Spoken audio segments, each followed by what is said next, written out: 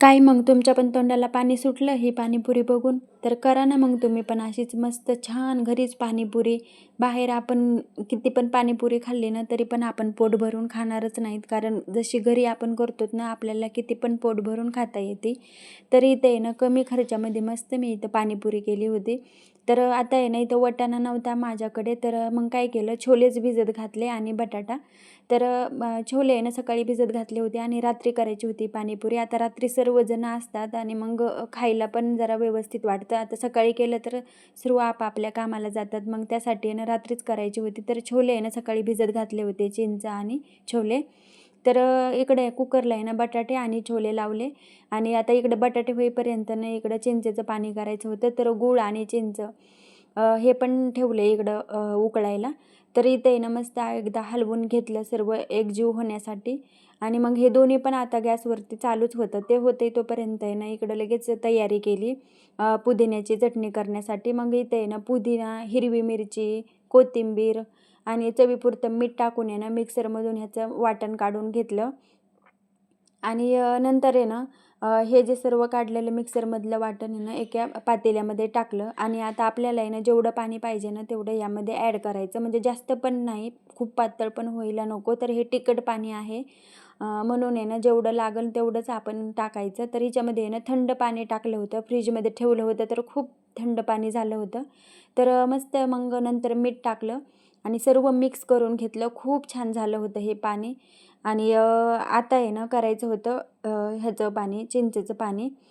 तर मग काय केलं, ह्याच्यामध्ये जे ह्याचं पाणी केलं आहे ना पुदिन्याचं, त्यामध्ये जिरेपूड, धनेपूड पण टाकलं आणि सर्व मिक्स केलं. आता इकडे आहे ना हे पाणी होईपर्यंत आहे ना इकडं चिंच पण छान उकळली होती, चिंच आणि गूळ. मग सर्व झाऱ्याच्या साहाय्याने आहे ना सर्व त्या जे उकळलं होतं ना चिंचेचं पाणी ते सर्व काढून घेतलं आणि मिक्सरच्या भांड्यामध्ये राहिलेलं जे असतो ना जे चिंच आणि चिंचेचं जे हे सालपट राहिलं असतं ना ते पण मिक्सरमधून काढून घेतलं आणि पुरणाच्या चाळणीने ना सर्व गाळून घेतलं.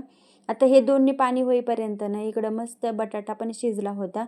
मग सर्व बटाटा आहे ना कढईमध्ये काढून घेतला आणि मस्त मॅश करून घेतलं. आता इथं पाणीपुरीचे आहे ना मी पॅकेट घेऊन आले होते डीमार्टमधून, तर तेच इथं मी तळायला घेतले.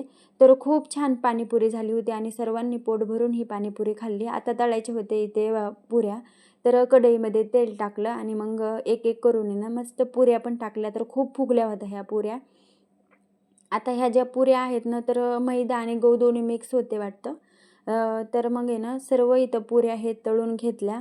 तर आता आपण जर बाहेर खायची म्हणलं ना पाणीपुरी तर आपण 100 रुपयाची जरी खाल्ली तरी आपलं पोट भरणार नाही. पण घरी जर आपण कमी पैशामध्ये सर्वजण आणि पोट भरून खाणार ही पाणीपुरी, तर मस्त इथं पाणीपुरी केली आणि आता कोथिंबीर, कांदा हे पण कट करून घेतलं बारीक.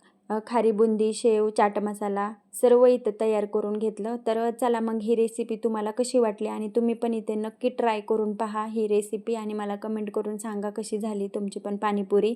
तर इथं सर्व पाणी तयार होतं, डिश पण घेतल्या आणि सर्व आता इथे ना खायला पण बसले. तर सर्वांना खूप ही आवडली पाणीपुरी. तुम्ही पण करता का पाणीपुरी घरीच? मला कमेंट करून सांगा आणि तुम्हाला हा व्हिडिओ कसा वाटला नक्कीच कमेंट करा. चॅनलला सबस्क्राईब करा. भेटूया अशाच नवीन व्हिडिओमध्ये. बाय.